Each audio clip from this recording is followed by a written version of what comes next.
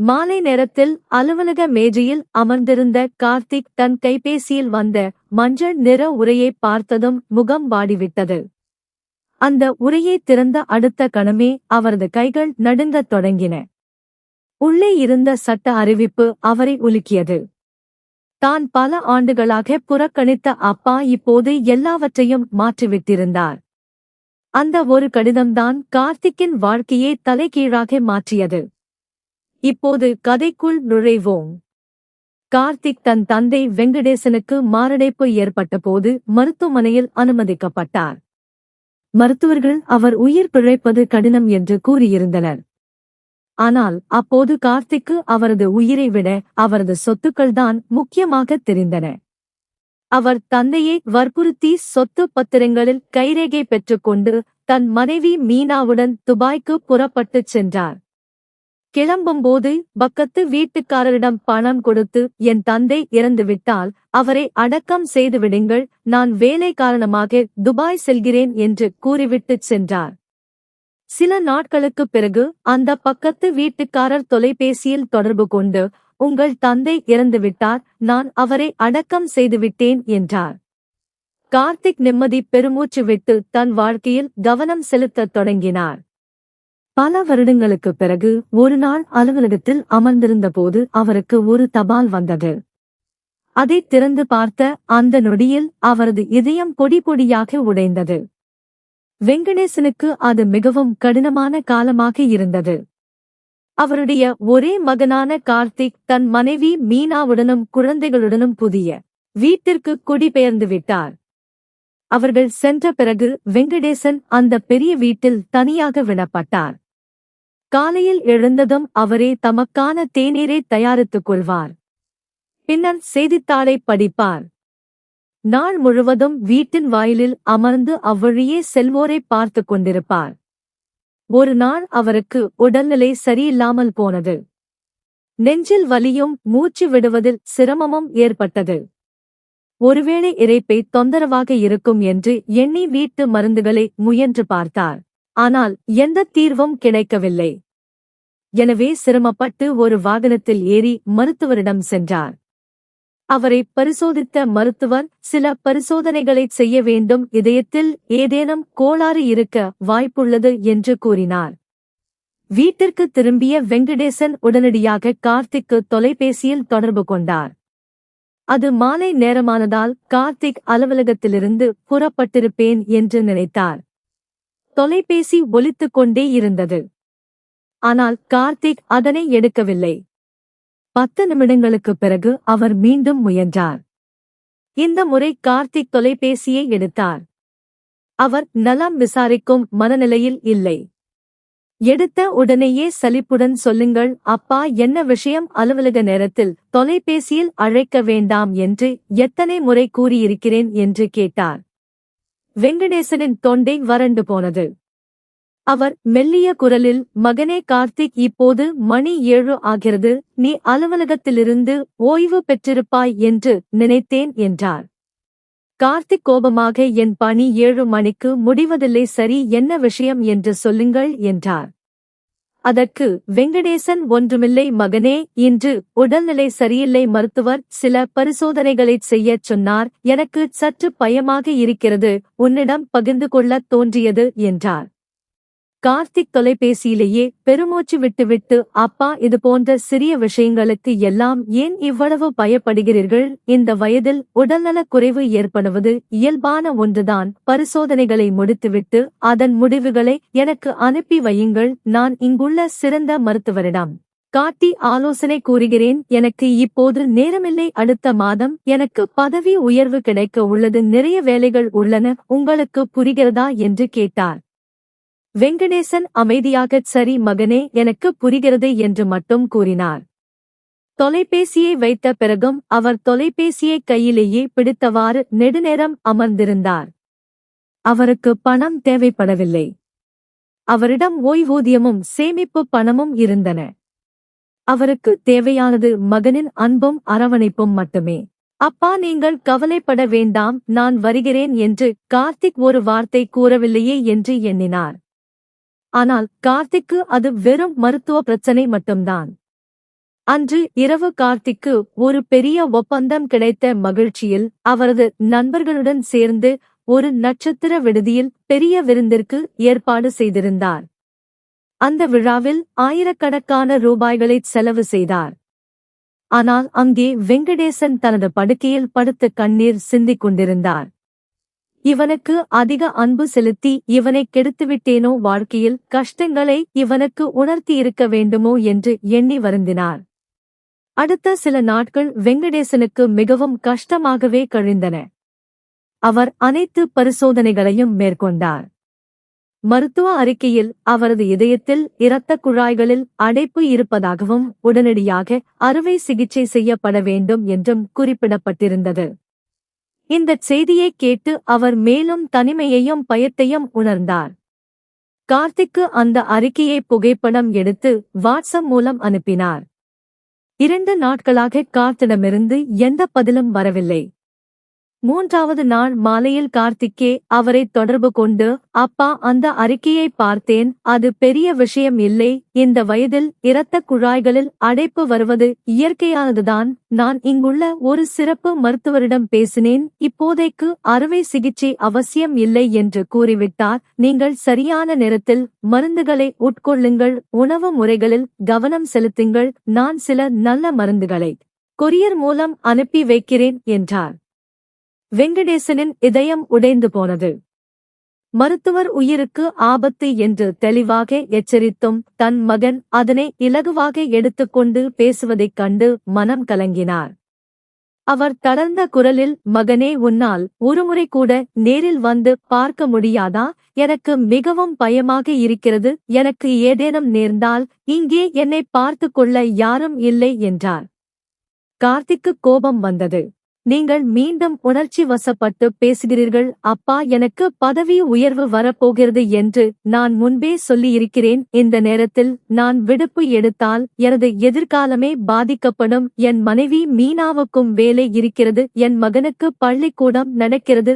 நீங்கள் பக்கத்து வீட்டு ராசு மாமாவிடம் சொல்லி யாராவது ஒரு உதவியாளரை ஏற்பாடு செய்து கொள்ளுங்கள், அதற்கான பணத்தை நான் அனுப்பி வைக்கிறேன். சிறிய பிள்ளைகள் போல அடம்பிடிக்காதீர்கள் என்று சொல்லி தொலைபேசியை வைத்துவிட்டார். அந்த நாளில்தான் வெங்கடேசனுக்கு ஒரு உண்மை புரிந்தது. தான் பெற்ற மகன் மனிதநேயம் இல்லாத ஒரு இயந்திரமாக மாறிவிட்டான் என்று. அன்று முதல் அவர் அழுவதை நிறுத்திக் கொண்டார்.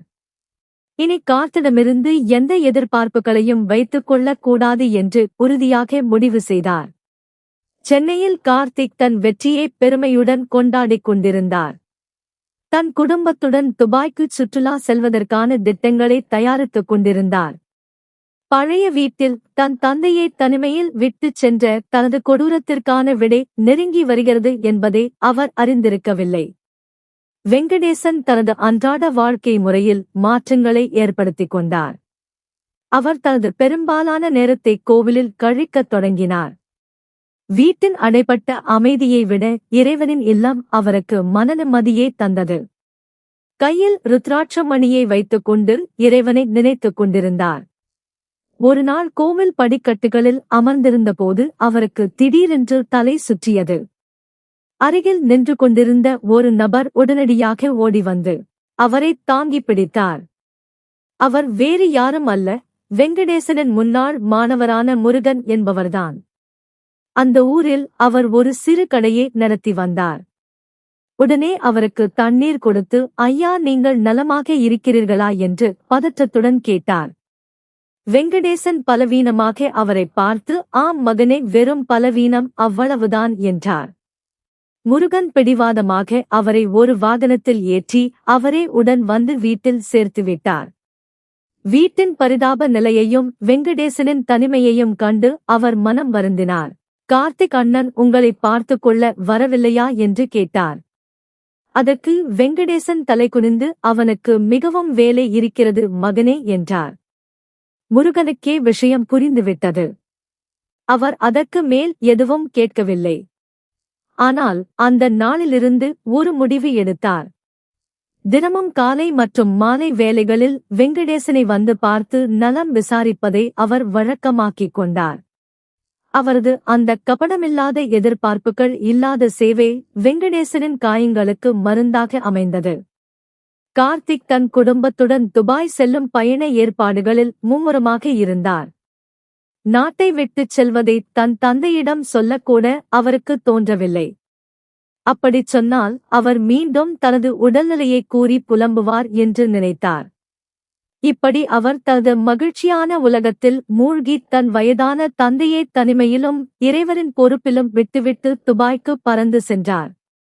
ஆனால் அந்த துபாய் பயணம் அவரது வாழ்க்கையின் மிகப்பெரிய திருப்புமுறையாக அமையப் போகிறது என்பதையும் அவர் செய்த பாவங்களுக்கான பலனை அனுபவிக்க நேரம் வந்துவிட்டது என்பதையும் அவர் உணரவில்லை. மறுநாள் மாலையில் முருகன் வெங்கடேசனை பார்க்க வந்தபோது உள்ளே நடந்திருந்த காட்சியைக் கண்டு திகைத்துப் போனார். வெங்கடேசன் தரையில் சரிந்து கிடந்தார். அவரது உடல் முழுவதும் வியர்வையில் நனைந்திருந்தது. முருகன் பதற்றத்துடன் அவரை தூக்கிப் பார்த்தார். அவரது நாடித்துடிப்பும் மிகவும் மெதுவாக இருந்தது. செய்வதறியாமல் திகைத்தவர் உடனடியாக தனது தொலைபேசி மூலம் ஆம்புலன்ஸை வரவழைத்து அவரை மருத்துவமனைக்கு அழைத்துச் சென்றார். வழியெல்லாம் அவர் கைகளை பிடித்துக் கொண்டு, ஐயா, கண்களைத் திறங்கள், நாம் மருத்துவமனைக்கு வந்துவிட்டோம், உங்களுக்கு ஒன்றும் ஆகாது என்று கதறிக்கொண்டே வந்தார். வெங்கடேசனின் கண்கள் திறந்தே இருந்தன. ஆனால் பார்வை மங்கிக் கொண்டிருந்தது. அவர் முருகனையே பார்த்துக் கொண்டிருந்தார், தனது சொந்த மகனைத் தேடும் பார்வையுடன். மருத்துவமனைக்கு வந்ததும் மருத்துவர்கள் உடனடியாக அவரை அவசர சிகிச்சை பிரிவில் அனுமதித்தனர். அவருக்கு கடுமையான மாரடைப்பு ஏற்பட்டுள்ளதாகவும் உடனடியாக சிகிச்சை அளிக்க வேண்டும் என்றும் கூறினர். ஆனால் தனியார் மருத்துவமனைகளின் நடைமுறைப்படி முதலில் படிவங்களை பூர்த்தி செய்து பணத்தை செலுத்துமாறு கூறினர். வரவேற்பறையில் இருந்த செவிலியர் முருகனிடம், நோயாளிக்கும் உங்களுக்கும் என்ன உறவு என்று கேட்டார். முருகன் ஒரு கணம் யோசித்தார். அவர் மகனும் அல்ல, உறவினரும் அல்ல. இருப்பினும் அந்த நேரத்தில் அவர் பேனாவை எடுத்து உறவுமுறை குறிப்பிடும் இடத்தில் மகன் என்று எழுதினார். தனது அடுத்த மாத கடை வாடகைக்காகவும் பொருட்கள் வாங்குவதற்காகவும் சேர்த்து வைத்திருந்த பணத்தை எல்லாம் செலுத்தினார். மருத்துவர்கள் சிகிச்சை அளித்துக் கொண்டிருக்க முருகன் பலமுறை கார்த்திக்கு தொலைபேசியில் தொடர்பு கொள்ள முயன்றார். வாட்ஸ்அப்பில், கார்த்திக் அண்ணன், உங்கள் தந்தைக்கு மாரடைப்பு ஏற்பட்டுள்ளது, நிலைமை மிகவும் கவலைக்கிடமாக உள்ளது, தயவு செய்து தொலைபேசியை எடுங்கள் என்று செய்தி அனுப்பினார். ஆனால் அந்தச் செய்திக்கு ஒரே ஒரு நீல நிற குறி மட்டுமே விழுந்தது. ஏனெனில் கார்த்திக் தனது சொகுசு உலகத்தில் மூழ்கியிருந்தார். தன் தந்தை உயிருக்கு போராடிக் கொண்டிருப்பதும் ஒரு அந்நிய இளைஞர் அவருக்கு மகனாக நின்று உதவுவதும் அவருக்கு தெரியவே இல்லை. இரவு முழுவதும் முருகன் மருத்துவமனை இருக்கையிலேயே அமர்ந்து உறங்காமல் இருந்தார். அவரது கண்கள் தீவிர சிகிச்சை பிரிவின் கதவையே பார்த்துக் கொண்டிருந்தன. விடியற் காலையில் வெளியே வந்த மருத்துவர், தற்போது அவர் ஆபத்தான நிலையிலிருந்து மீண்டு விட்டார், ஆனால் குறைந்தபட்சம் ஒரு வாரம் மருத்துவமனையில் தங்க வேண்டும் என்றார். இதைக் கேட்ட முருகன் பெருமூச்சு விட்டு நிம்மதியானார். அவரது கண்களில் மகிழ்ச்சிக் கண்ணீர் வழிந்தது. அடுத்த 2 நாட்களாக வெங்கடேசன் தீவிர சிகிச்சை பிரிவிலேயே இருந்தார். அவருக்கு சுயநினைவு திரும்பியதும் தனது அருகில் முருகன் அமர்ந்திருப்பதைத்தான் முதலில் கண்டார். அவரது கண்கள் பல கேள்விகளைக் கேட்டன. முருகன் அவரது கைகளை பிடித்துக் கொண்டு மெதுவான குரலில் கூறினார், ஐயா, இப்போது நீங்கள் முழுமையாக நலமாக இருக்கிறீர்கள் என்றார்.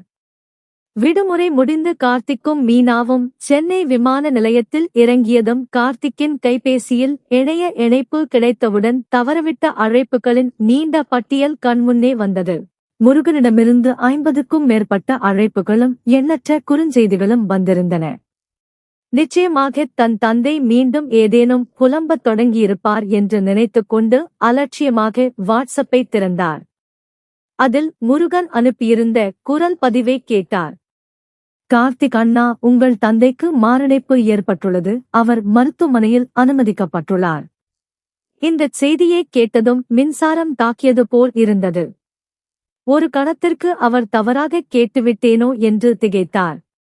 ஆனால் மற்ற குறுஞ்செய்திகளை படித்தபோதுதான் நிலைமையின் தீவிரத்தன்மை அவருக்கு புரிந்தது. ஆச்சரியம் என்னவென்றால் அந்த துயரச் செய்தியை கேட்டவுடன் அவரது நெஞ்சில் சோகத்தை விட கோபந்தான் மேலோங்கியது. இவ்வளவு அற்புதமான தனது சுற்றுலா பயணம் இப்படிப்பட்ட ஒரு மோசமான செய்தியால் கெட்டுவிட்டதே என்று ஆத்திரம் வந்தது. தன் மனைவி மீனாவிடம் அப்பா மருத்துவமனையில் இருக்கிறாராம் என்றார். அவளும் முகம் சுழித்து ஐயோ இப்போது நாமும் போக வேண்டுமா, விமான பயணத்திலிருந்து வந்த களைப்பு கூட தீரவில்லை, நாளை அலுவலகத்திற்கும் போக வேண்டுமே என்றாள். அதற்கு கார்த்திக் போய்த்தான் ஆகஸ்ட் வேண்டும், இல்லை என்றால் உறவினர்கள் வீண்பழி சொல்வார்கள், சமூகத்தில் நமது மரியாதை போய்விடும் என்று கூறினார். உடனடியாக ஒரு வாடகை வாகனத்தை பிடித்து மருத்துவமனைக்கு விரைந்தனர். கார்த்திக் தீவிர சிகிச்சை பிரிவுக்குள் நுழைந்தபோது தன் தந்தை படுக்கையில் படுத்திருக்க முருகன் அவருக்கு அருகில் அமர்ந்து கனிவுடன் பழங்களை ஓட்டிக் கொண்டிருந்தார். இந்த காட்சியை பார்த்து கார்த்திக்கு விவரிக்க முடியாத பொறாமை ஏற்பட்டது. அந்த அந்நிய இளைஞன் தன் தந்தைக்கு இவ்வளவு நெருக்கமாக இருப்பது ஏன் என்று எரிச்சல் தோன்றியது. முருகனை பார்த்து கடுமையான பார்வையை வீசினார். நான் வந்துவிட்டேன், இனி கிளம்பலாம் என்ற தொனியில். முருகன் அவரை பார்த்ததும் பெருமூச்சு விட்டு நிம்மதியானார்.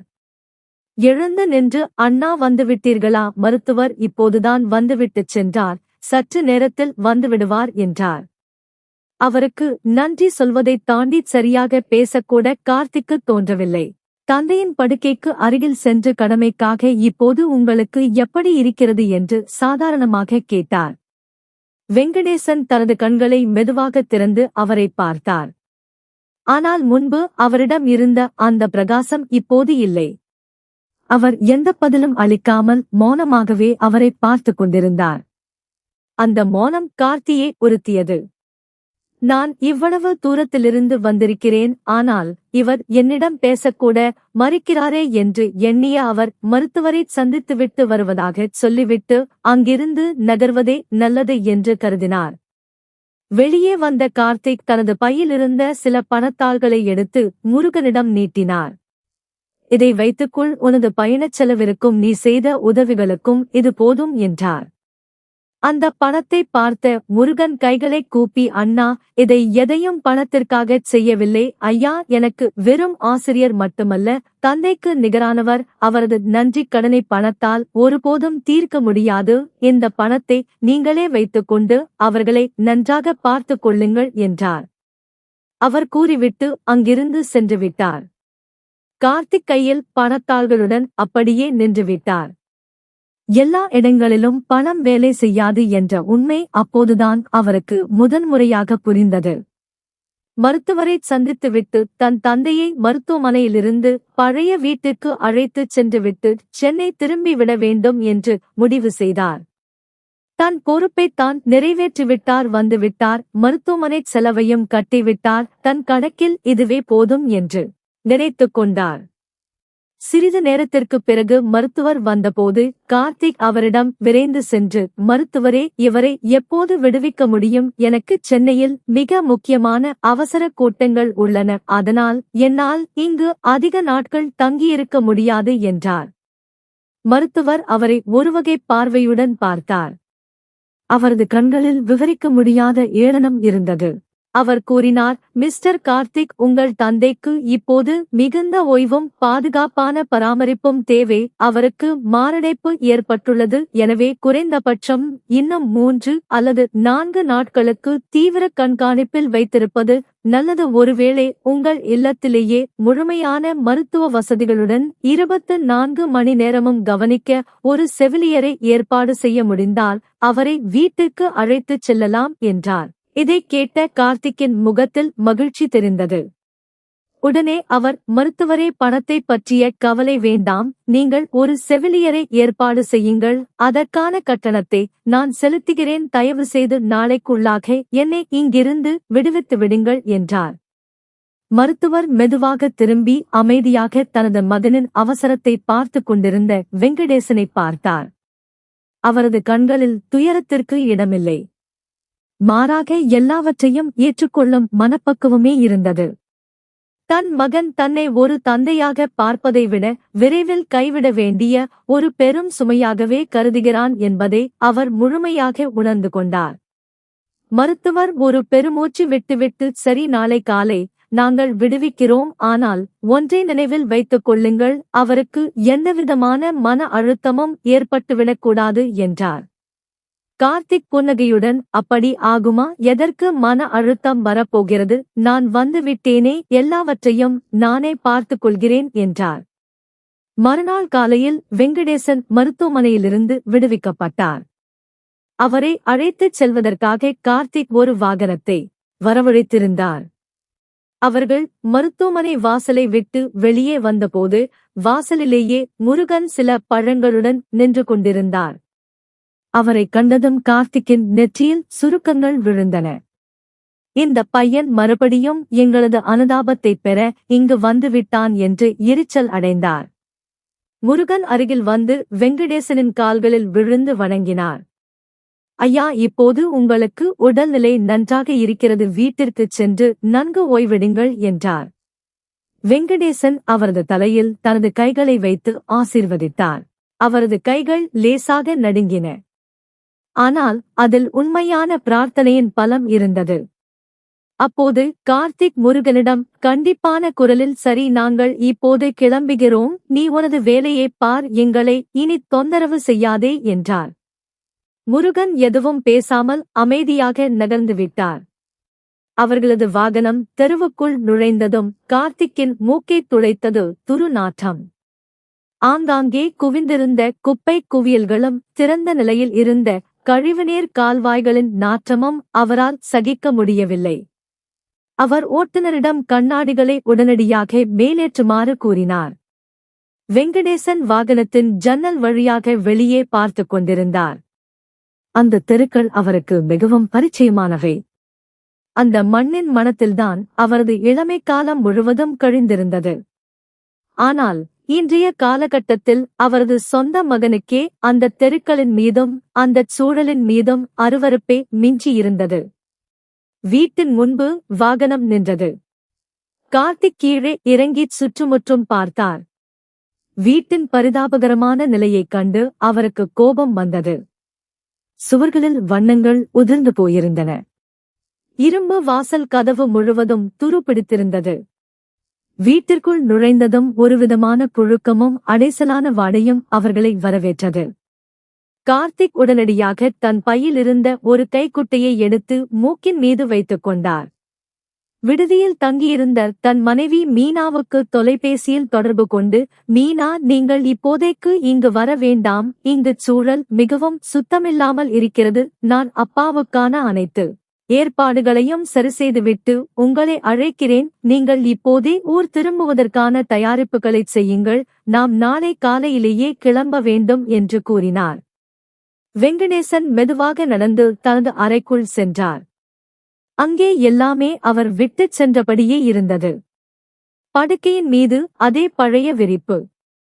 மேஜையில் அம்மாவின் பழைய புகைப்படம். அந்த படத்தை பார்த்த அவர் முகத்தில் ஒரு மெல்லிய ஏளனமான புன்னகை தோன்றியது. நீ முந்திக் கொண்டு சென்று விட்டாய், நல்ல வேலை, இந்த நரகத்தை நீ பார்க்கவில்லை என்று அந்த புன்னகை கூறுவது போல் இருந்தது. கார்த்திக் உடனடியாக ஒரு துப்புரவு பணியாளரை அழைத்து வீட்டை முழுவதும் சுத்தம் செய்ய வைத்தார். மேலும் நகரில் உள்ள ஒரு முகவர் நிறுவனத்தின் மூலம் இரவோடு இரவாக உடனிருந்து கவனித்துக் கொள்ள ஒரு உதவியாளரையும் ஏற்பாடு செய்தார். மாலை வேளையில் வேலைகள் அனைத்தும் முடிந்த பிறகு அவர் தன் தந்தையின் அறைக்குச் சென்று அவருக்கு எதிரே ஒரு நாற்காலியை போட்டு அமர்ந்தார். பாருங்கள் அப்பா, உங்களுக்காக எல்லா ஏற்பாடுகளையும் செய்துவிட்டேன். இந்த உதவியாளர் இனி 24 மணி நேரமும் உங்களுடன் இருப்பார். சமையல் வேலைக்கு ஒரு பெண்ணை ஏற்பாடு செய்துள்ளேன். மருத்துவரின் எண்ணை கைபேசியில் வைத்துள்ளேன். மேலும் உங்களுடைய வங்கிக் கணக்கிற்கு 1,00,000 ரூபாயை அனுப்பி வைத்துள்ளேன். அவசர தேவை என்றால் அதை பயன்படுத்திக் கொள்ளுங்கள் என்றார். வெங்கடேசன் அவரை பார்த்தார்.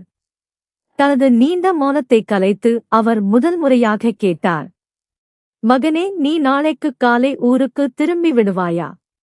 கார்த்திக் எங்கே தன் தந்தை முகம் வாடிவிடுமோ என்ற பயத்தில் பார்வையை திருப்பிக் கொண்டே, ஆமாம் அப்பா, என்ன செய்வது, அலுவலகத்தில் நிறைய வேலைகள் உள்ளன, நான் செல்லவில்லை என்றால் என் வேலையே போய்விடும். அது மட்டுமின்றி இப்போதுதான் நீங்கள் ஆபத்து கட்டத்தை தாண்டிவிட்டீர்களே, இங்கு எல்லா வசதிகளும் செய்து தரப்பட்டுவிட்டனவே என்றார். வெங்கடேசன் ஒரு நீண்ட பெருமூச்சு விட்டு, சரி மகனே, நீ சொல்வது சரிதான், உனது வேலைதான் முக்கியம், நீ கவலைப்படாமல் சென்று வா, என்னைப் பற்றி நீ யோசிக்க வேண்டாம் என்றார். தன் தந்தை இவ்வளவு எளிதில் சம்மதித்து விடுவார் என்று கார்த்திக் சிறிதும் எதிர்பார்க்கவில்லை. அவருக்கு உள்ளுக்குள் ஒரு பெரும் நிம்மதி ஏற்பட்டது. ஆனால் அன்று இரவு அந்த வீட்டில்தான் அவர்களின் தந்தை மகன் உறவின் எஞ்சியிருந்த கடைசி நூலையும் அறுத்து எறிந்த அந்தச் சம்பவம் நிகழ்ந்தது.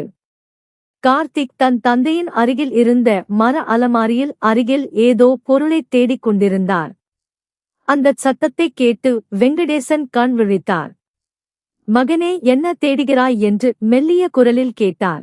கார்த்திக் சற்று திடுக்கிட்டாலும் சமாளித்துக் கொண்டு, ஒன்றுமில்லை அப்பா, வீட்டின் ஆவணங்களை தேடிக் கொண்டிருந்தேன். அதாவது உங்களுடைய உடல்நிலையை நம்ப முடியாது, இறைவன் காப்பாற்ற வேண்டும். ஒருவேளை உங்களுக்கு ஏதேனும் நேர்ந்தால் அதன் பிறகு தேவையற்ற சட்டச் சிக்கல்கள் வரக்கூடும். அதனால் நீங்கள் ஒரு உயில் எழுதி வைத்தாலோ அல்லது சொத்து பத்திரங்கள் அனைத்தையும் என் பெயருக்கு மாற்றித் தந்தாலோ எதிர்காலத்தில் மிகவும் எளிதாக இருக்கும். நான் மட்டும்தான் உங்களது ஒரே மகன் என்பதால் எல்லாமே எனக்குத்தான் சேர வேண்டும்.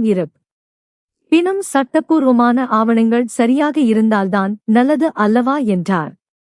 இதைக் கேட்டு வெங்கடேசன் சிலையாகிப் போனார். தனது காதுகளையே நம்ப அவரால் முடியவில்லை.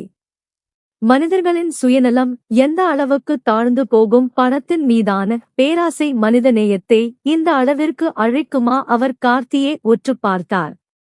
எந்த தந்தையின் மார்பில் சாய்ந்து கார்த்திக் குழந்தை பருவத்தில் உறங்கினாரோ அதே தந்தையின் முன்னிலையில்தான் என்று அவர் இந்த வார்த்தைகளை கூறி நிற்கிறார். வெங்கடேசனின் இதயம் மீண்டும் ஒரு முறை சுக்குநூறாகி உடைந்தது.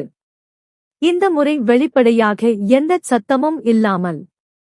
ஆனால் அவர் பட்ட வேதனை முன்பை விட பல மடங்கு ஆழமானதாக இருந்தது.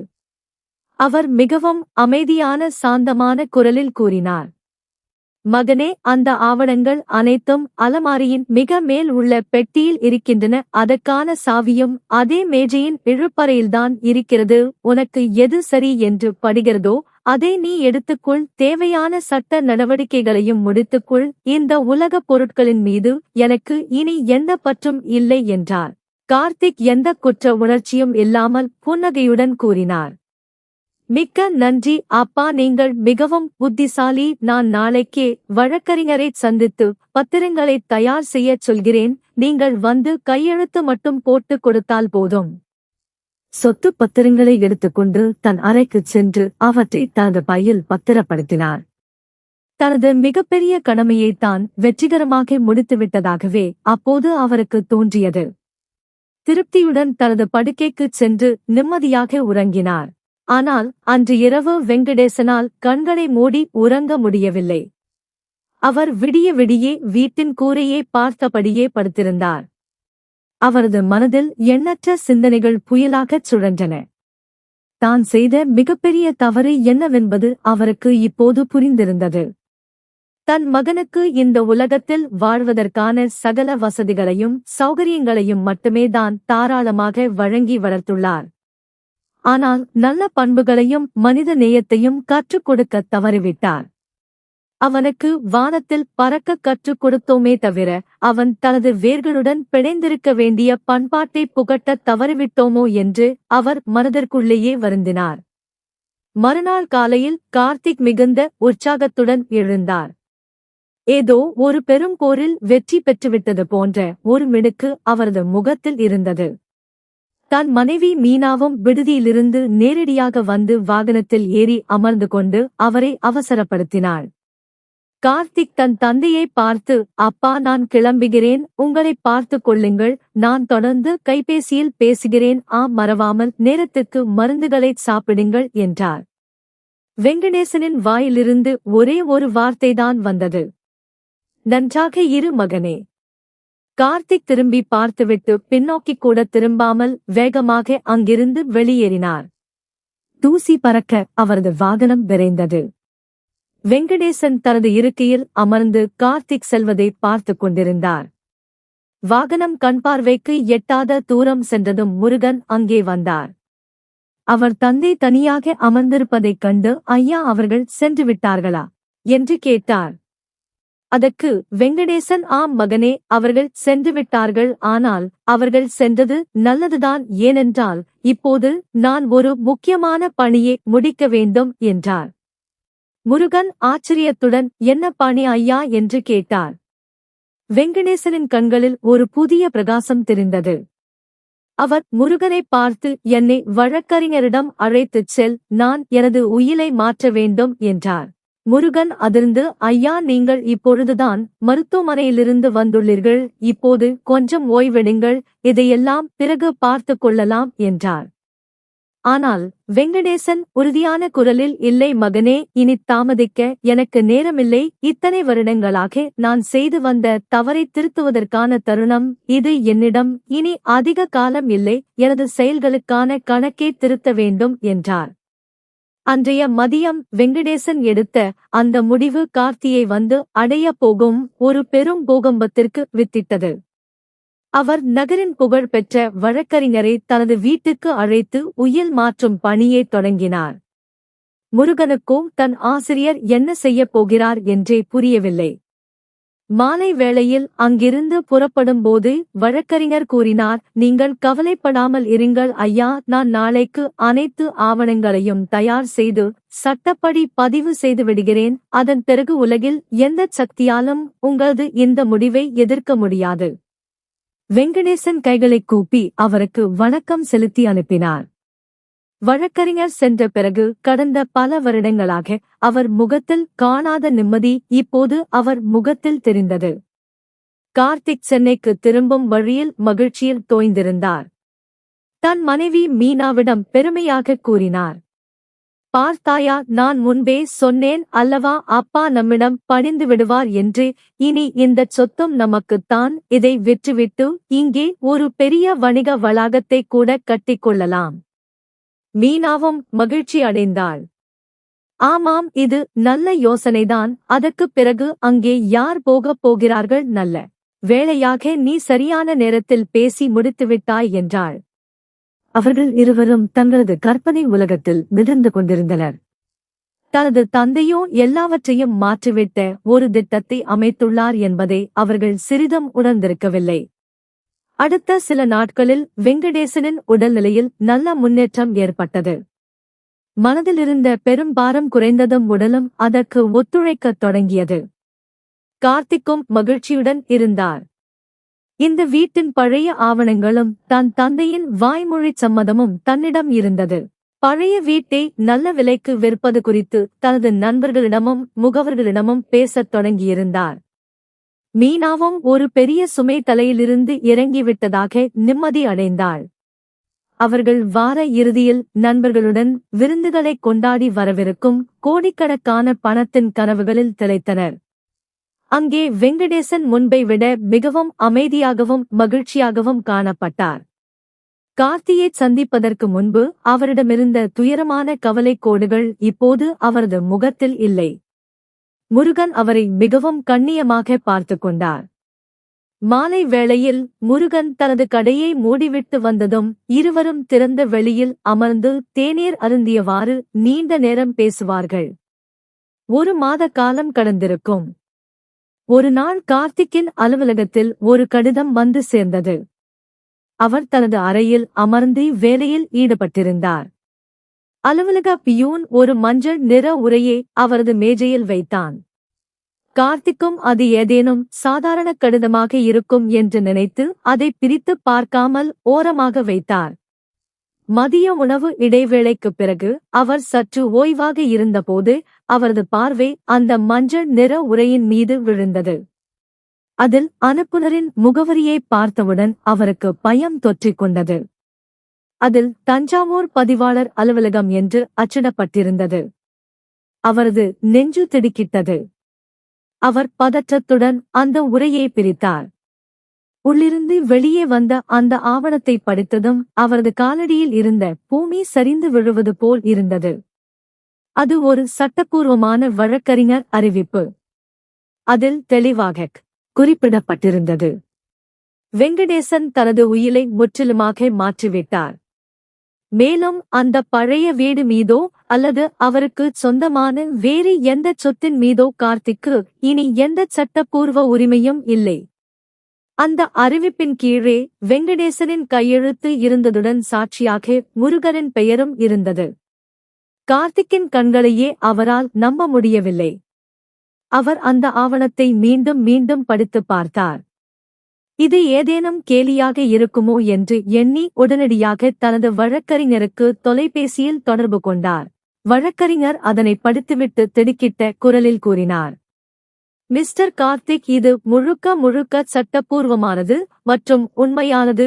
உங்கள் தந்தை தனது சொத்துக்களை புதிய முறையில் பதிவு செய்து கொண்டு முந்தைய உரிமை கோரல்களை ரத்து செய்துவிட்டார். மேலும் மூத்த குடிமக்கள் பாதுகாப்பு சட்டத்தின்படி இதற்கு முழு உரிமை உண்டு. இதை நீதிமன்றத்தில் எதிர்ப்பது கடினம். கார்த்திக் கோபத்தால் உடல் நடுங்கினார். தொலைபேசியை வைத்துவிட்டு ஆத்திரமாக கத்தினார், இந்த முதியவர் என்னுடன் விளையாடிவிட்டார். அந்த முருகனுடன் சேர்ந்து என்னை ஏமாற்றிவிட்டார். உடனே அவர் மீனாவிடம் தொலைபேசியில் தொடர்பு கொண்டு விவரத்தை கூறினார். அதைக் கேட்ட அவளும் திகைத்துப் போனாள். நிச்சயமாக அந்த முருகன்தான் அவரை திசை திருப்பியிருக்க வேண்டும். முதுமையில் புத்தி குறைந்து விடுகிறது. அதனால் இப்படிப்பட்ட முட்டாள்தனமான முடிவுகளை எடுத்து விடுகிறார்கள். நாம் உடனடியாக தஞ்சாவூர் செல்ல வேண்டும். அதற்குள் அந்த வீட்டை வேறு யாருடைய பெயரிலும் மாற்றிவிடக்கூடாது என்றாள். கார்த்திக் கோபத்துடன், அந்த அறிவிப்பின்படியே அவர்கள் ஏற்கனவே செய்துவிட்டார்கள். ஆனால் நான் இவ்வளவு எளிதில் தோற்றுவிட மாட்டேன். அந்த வீட்டின் மீது எனக்கு முழு உரிமை உண்டு. அந்த முருகனை நான் சும்மா விட மாட்டேன் என்று சீறினார். அலுவலகத்திலிருந்து அவசர விடுப்பு எடுத்துக்கொண்டு தனது வாகனத்தில் தஞ்சாவூரை நோக்கி புறப்பட்டார். கோபத்தில் உச்சியில் இருந்த அவருக்கு சாலை வீதிகளோ போக்குவரத்து சமிக்கைகளோ கண்ணில் படவில்லை. வழியெங்கும் தன் தந்தைக்கு தொலைபேசியில் அழைப்பு மேல் அழைப்பு விடுத்தார். ஆனால் அவர் வேண்டுமென்றே தனது அழைப்புகளை தவிர்க்கிறார் என்று கார்த்திக் நினைத்தார். அந்த முருகனுக்கு எப்படி பாடம் புகட்டுவது? தன் தந்தையை மிரட்டி மீண்டும் பத்திரங்களில் கையெழுத்து வாங்குவது என்ற கொடூரமான எண்ணங்கள் அவரது மனதில் சுழன்றன. அவரது பணத்தின் மீதான ஆணவம் அவரை முழுமையாக ஆட்கொண்டிருந்தது. இரவு 8 மணி அளவில் அவரது வாகனம் பழைய வீட்டின் முன் நின்றது. அவர் வாகனத்தின் கதவை ஆக்ரோஷமாக சாத்திவிட்டு வீட்டின் இரும்பு வாயிலை நோக்கி விரைந்தார். வாயிலில் உட்புறமாக பூட்டப்பட்டிருந்தது. அவர் கதவை பலமாக தட்டினார். அப்பா, கதவை திறங்கள், நீங்கள் உள்ளேதான் இருக்கிறீர்கள் என்பது எனக்கு தெரியும் என்று கத்தினார். அப்போது அங்கிருந்த சமையலறையில் உணவு சமைத்துக் கொண்டிருந்த முருகன் இந்தச் சத்தத்தைக் கேட்டு வெளியே வந்தார். அவர் கதவை திறந்ததும் கார்த்திக் அவரை கடுமையாக தள்ளினார். முருகன் தடுமாறி பின்னால் விழுந்தார். கார்த்திக் நேராக வீட்டிற்குள் நுழைந்தார்.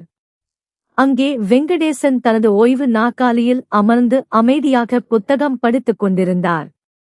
கார்த்தியைக் கண்டதும் அவர் தனது பார்வையை அவரது மீது திருப்பினார். அவரது கண்களில் எந்த பயமோ பதற்றமோ இல்லை. மாறாக ஒரு பேரமைதியும் தெளிவுமே இருந்தது. இந்தச் சூறாவளி வரும் என்பதை அவர் முன்பே அறிந்திருந்தது போல் அவர் அமைதியாக அமர்ந்திருந்தார். கார்த்திக் அவரது அருகில் கோபத்துடன் சென்று உரத்த குரலில் கத்தினார், இதெல்லாம் என்ன நாடகம்? அப்பா, நீங்கள் ஏன் அந்த வழக்கறிஞர் அறிவிப்பை எனக்கு அனுப்ப வேண்டும்? யாருடைய தூண்டுதலின் பெயரில் இந்த துரோகச் செயலைச் செய்தீர்கள்? இந்த முருகனின் பேச்சைக் கேட்டீர்களா என்று அவரைக் காட்டி ஆத்திரமாக விரலை நீட்டினார். வெங்கடேசன் மிக அமைதியான ஆனால் கண்டிப்பான குரலில் கூறினார், உனது குரலை தாழ்த்தி பேசு கார்த்திக். இது உனது அலுவலகம் அல்ல, எனது வீடு. ஆம், அந்த அறிவிப்பை நான் தான் அனுப்பினேன். யாருடைய வற்புறுத்தலும் இன்றி எனது சொந்த விருப்பத்தின் பெயரில் செய்தேன். கார்த்திக் ஆச்சரியமும் கோபமும் கலந்த குரலில், உங்களால் எப்படி இப்படிச் செய்ய முடிந்தது? அப்பா, நான் உங்கள் ஒரே மகன் அல்லவா? இந்தச் சொத்து முழுவதும் எனக்கு சேர வேண்டியது. அந்த முருகன் பெயரிலா உயிலை எழுதி வைத்துள்ளீர்கள் என்று கூறி முருகனின் சட்டையை பிடிக்க முயன்றார். முருகன் உடனடியாக பின்வாங்கி, அண்ணா, நான் எதுவும் செய்யவில்லை, இது ஐயாவின் சொந்த முடிவு என்றார். வெங்கடேசன் கடுமையான தொனியில் கார்த்தியை தடுத்தார். கார்த்திக், முருகன் மீது கை வைக்காதே. ஒரு உண்மையான மகன் செய்ய வேண்டிய கடமையைத்தான் அவன் செய்துள்ளான். அதை உன்னால் செய்ய முடியாமல் போய்விட்டது. கார்த்திக் நக்கலாக, ஓஹோ, இந்த கடைக்கார பையன் இப்போது உங்கள் மகனாகிவிட்டானா? உங்களை 2 நாள் கவனித்துக் கொண்டதும் மனம் மாறிவிட்டதா? இவன் உங்களை ஏமாற்றிச் சொத்தை அபகரிக்க பார்க்கிறான் என்பது உங்களுக்கு புரியவில்லையா? நீங்கள் இவரது பேச்சைக் கேட்டு ஏமாந்துவிட்டீர்கள். கொஞ்சம் யோசித்து பாருங்கள் அப்பா, இந்த உலகம் உணர்ச்சிகளால் ஓடவில்லை, பணத்தில்தான் ஓடுகிறது. வெங்கடேசன் மெதுவாக தனது நாற்காலியில் இருந்து எழுந்து நின்றார். கார்த்தியின் கண்களை நேருக்கு நேர் பார்த்து கூறினார், மிகச் சரியாகச் சொன்னாய் மகனே. இந்த உலகம் உணர்ச்சிகளால் இயங்கவில்லை என்பது உண்மைதான். ஆனால் ஒரு குடும்பம் உணர்ச்சிகளாலும் மனித நேயத்தினாலும் தான் இயங்குகிறது. அந்த புத்திசாலித்தனம் பற்றி கூறினாயே, நீ எனக்கு என்ன கற்றுக் கொடுத்தாயோ அதைத்தான் நானும் இப்போது செய்துள்ளேன். மருத்துவமனையில் நான் மரணத்தின் விளிம்பில் படுத்திருந்தபோது நீ என்னிடம் வந்து சொத்து பத்திரங்களை கேட்டு நின்றாய். நான் எப்போது இறப்பேன் என்று என் சவப்பெட்டியின் மீது அமர்ந்து கணக்கு போட்டாய். அன்றைக்கே நீ என் மகனாக இறந்துவிட்டாய். என் கண்முன்னே நின்றது வெறும் ஒரு வணிகன் மட்டும்தான். கார்த்திக்கு பதட்டம் அதிகமானது. தன் தந்தை இவ்வளவு வெளிப்படையாக தனது சுயநல முகத்தை உடைத்து பேசுவார் என்று அவர் எதிர்பார்க்கவில்லை. அவர் சமாளிக்க முயன்று, அப்பா, நீங்கள் தவறாக புரிந்து கொள்கிறீர்கள். நான் உங்களுடைய எதிர்காலத்தை பாதுகாக்கவே அப்படிச் செய்தேன். உங்கள் காலத்திற்குப் பிறகு சட்டச் சிக்கல்கள் வரக்கூடாது என்பதற்காகத்தானே என்று தடுமாறினார். வெங்கடேசன் தனது கரத்தை உயர்த்தி அவரை அமைதிப்படுத்தினார்.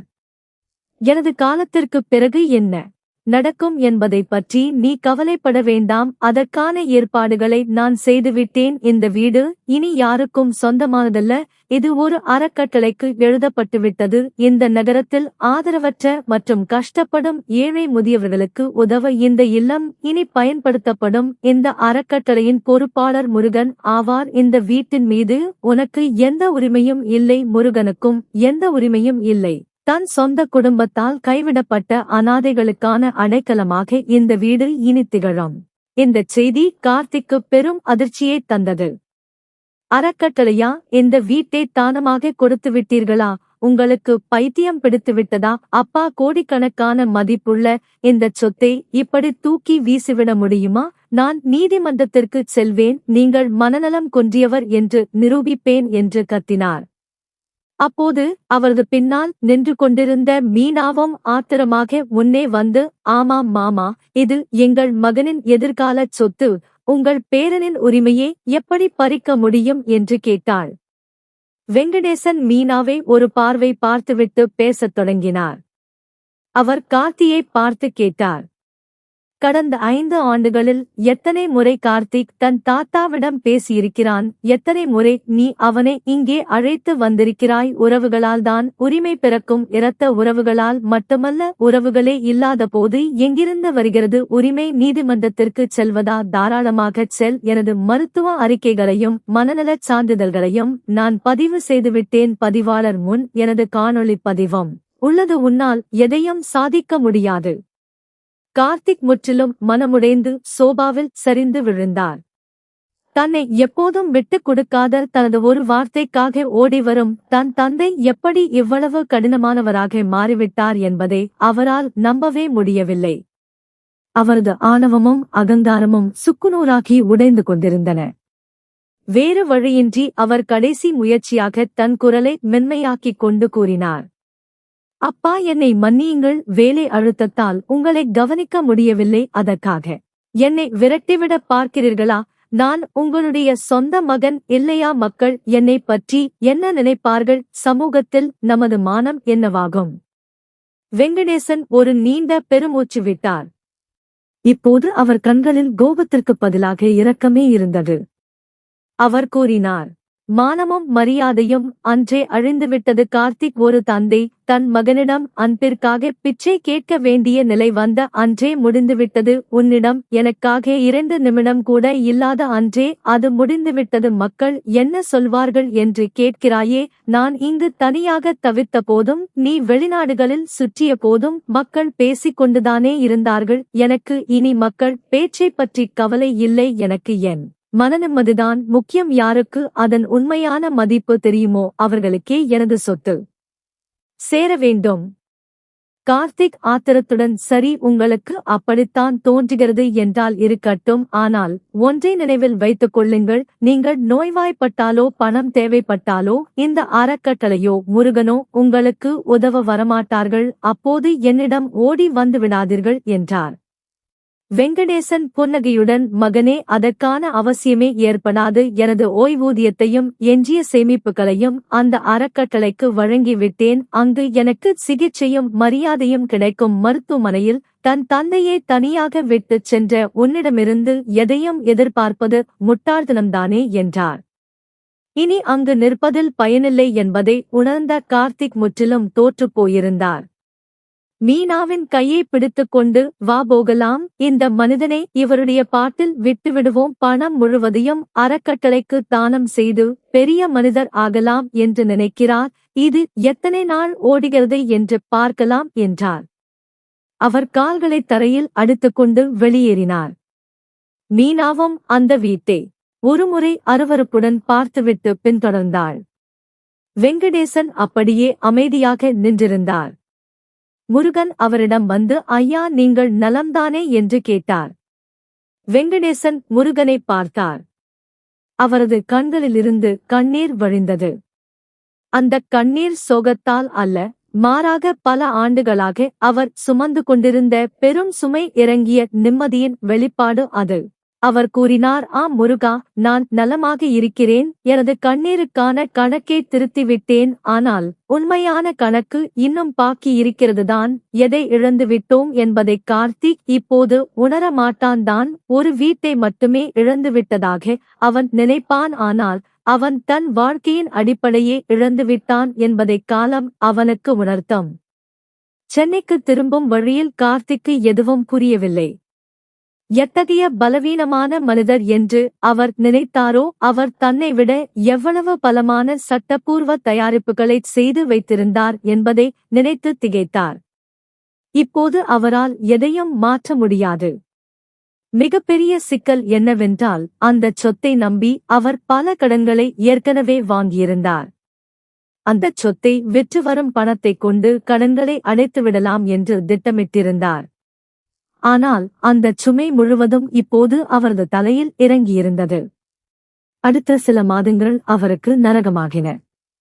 மன அழுத்தத்தால் அவரது வேலை கவனம் பாதிக்கப்பட்டது. அலுவலகத்தில் எரிச்சலுடன் இருந்தார். ஊழியர்களை காரணமின்றி திட்டுவது வழக்கமானது. பதவி உயர்வு நிறுத்தப்பட்டது. ஒருநாள் அலுவலக மதிப்பீட்டில் அவரது துறையில் குளறுபடிகள் கண்டறியப்பட்டன.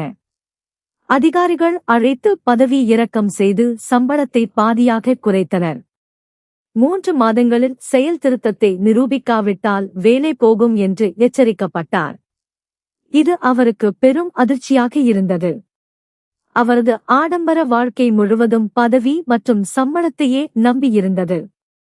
இப்போது பாதியாக சம்பளம் குறைந்ததால் வீட்டுக்கடன், மகனின் பள்ளிக் கட்டணம் என எல்லாமே சிக்கலாகின. அன்று மாலை வீட்டுக்கு வந்தபோது உடலும் மனமும் தளர்ந்திருந்தார். மீனாவிடம் நடந்ததைச் சொன்னார். அவள் அவருக்கு ஆறுதல் சொல்வாள். பரவாயில்லை, நாம் சமாளிக்கலாம் என்று சொல்வாள் என்று எதிர்பார்த்தார். ஆனால் மீனா வெடித்து கோபப்பட்டாள். உனக்கு இவ்வளவு பொறுப்பற்றத்தனம் எப்படி வந்தது?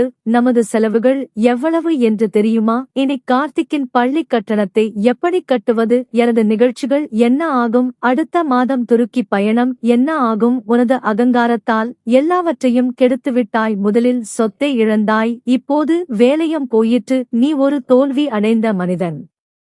தோல்வி அடைந்த மனிதன். இந்த வார்த்தை ஒரு கூரான அம்பு போல அவரது நெஞ்சில் பாய்ந்தது. எந்த மனைவிக்காக தன் தந்தையை தூக்கி எறிந்தாரோ அதே மனைவியின் வாயிலிருந்து இன்று அந்த வார்த்தை அவரைச் சுட்டது. நாளுக்கு நாள் அவரது உடலும் மனமும் மோசமடைந்தன. ஒரு நாள் அலுவலகத்தில் மயங்கி விழுந்தார். சக ஊழியர்கள் மருத்துவமனையில் சேர்த்தனர். அவரது கண் விழித்தபோது மீனா அருகில் இருந்தாள். ஆனால் அவள் முகத்தில் அன்பை விட கோபமும் எரிச்சலுமே இருந்தது. அவள் கூறினாள், மருத்துவர் ஓய்வு தேவை என்கிறார், ஆனால் உன்னால் எப்படி ஓய்வெடுக்க முடியும்? வீட்டுக் கடன் தவணை முடிந்துவிட்டது. வங்கி அதிகாரிகள் தினமும் அழைக்கிறார்கள். அடுத்த வாரத்தில் பணம் கட்டாவிட்டால் வீட்டை பறிமுதல் செய்வதாகச் சொல்லியுள்ளனர். கார்த்திக் மூடிய கண்களுக்கு இடையே கண்ணீரை உணர்ந்தார். ஆம், அன்று அவர் சுயநலத்தால் தன் தந்தையை இழந்தார் என்று பேராசையால் தானே தன் வாழ்க்கையை இழந்து கொண்டிருக்கிறார். மறுநாள் மருத்துவமனையிலிருந்து வீட்டுக்கு வந்தபோது அந்த ஆடம்பரமான வீடு அவரை ஏளனம் செய்வது போல் இருந்தது. சுவர்களில் தொங்கிய விலை உயர்ந்த ஓவியங்கள் கேலி செய்வது போல் இருந்தன. அந்த 4 சுவர்கள் அவருக்கு ஒரு வீடாகத் தெரியவில்லை. அது ஒரு கூண்டு மட்டுமே. உண்மையான வீடு என்பது அவர் இழந்த அந்த பழைய வீடுதான். அங்கு ஈரப்பதத்தின் வாசனை இருந்தது. ஆனால் அன்பு நிறைந்திருந்தது. அங்கு தரை களிமண்ணாக இருந்தது. ஆனால் மக்களின் இதயங்கள் தங்கமாக இருந்தன. அந்த வீடே உண்மையான வீடு. அவருக்குள் கடுமையான குற்ற உணர்ச்சி ஏற்பட்டது. இனி தாமதிக்கக் கூடாது. தன் பாவங்களுக்கு பிராயச்சித்தம் தேட வேண்டும் என்று முடிவு செய்தார். ஆனால் இப்போது மிகவும் தாமதமாகிவிட்டதோ? தன் தந்தை அவரை மன்னிப்பாரா? அன்று இரவு தன் அகங்காரத்தை தூக்கி எறிந்துவிட்டு மறுநாள் விடியற்காலையில் கிராமத்திற்கு புறப்பட்டார். வழியெங்கும் தன் தந்தையின் கண்களில்தான் சிந்திய கண்ணீருக்கு கணக்கு காட்ட முடியுமா என்ற பயம் அவரை ஆட்டியது. அவர் கிராமத்தை அடைந்தபோது மாலை வேளை. ஊரின் தெருக்கள் முன்பு போலவே இருந்தன. ஆனால் அவரது பார்வை மாறியிருந்தது. இன்று அந்த தெருக்களில் அருவருப்பு தெரியவில்லை. மாறாக அந்த மண்ணின் பாசமும் அன்பும் அவரை வரவேற்றது போல் இருந்தது. அவர் பழைய வீட்டின் வாசலை நெருங்கினார். தன் தந்தை அவரை விரட்டுவாரோ என்ற பயம். வீட்டில் திறந்த வாயிலில் உள்ளே பார்த்தார். பெரும் அதிர்ச்சி காத்திருந்தது. முற்றத்தில் 50க்கும் மேற்பட்டோர் அமர்ந்திருந்தனர். அவர் ஒரு மூலையில் பயத்துடன் நின்று அப்பா என்று மெல்லிய குரலில் அழைத்தார். அனைவரின் பார்வையும் வாசலை நோக்கித் திரும்பியது. வெங்கடேசன் கண்ணாடியை சரிசெய்து அவரை பார்த்தார். சில நிமிடங்கள் மயான அமைதி நிலவியது. கார்த்திக் குற்றவாளி போல் தலைகுனிந்து மெல்ல நடந்து தன் தந்தையின் காலடியில் விழுந்து கதறி அழுதார். அப்பா, என்னை மன்னியுங்கள். நான் பெரும் தவறு செய்துவிட்டேன். நான் குருடாகிவிட்டேன். எனது செயலுக்கான தண்டனையை முழுமையாக அனுபவித்துவிட்டேன். தயவு செய்து என்னை மன்னியுங்கள். ஒரே ஒரு வாய்ப்பு தாருங்கள். எல்லாவற்றையும் சரிசெய்து விடுகிறேன். வெங்கடேசன் ஒரு நீண்ட பெருமூச்சை விட்டு மிக அமைதியான குரலில் கூறினார். மகனே, சில உறவுகளை உரிய காலத்தில் பேணிப் பாதுகாக்க வேண்டும். அப்போது உறவுகளின் இதயங்களை உடைத்த பிறகு உனது மன்னிப்பால் அந்த வழியை மாற்ற முடியாது என்று நீ வருந்துகிறாய். ஆனால் அன்று ஒரு வயதான தந்தையை அனாதையாக தனியே விட்டுச் சென்றபோதே உனக்கு இந்த எண்ணம் தோன்றவில்லையே? அவர் சற்று இடைவெளி விட்டுத் தொடர்ந்தார்.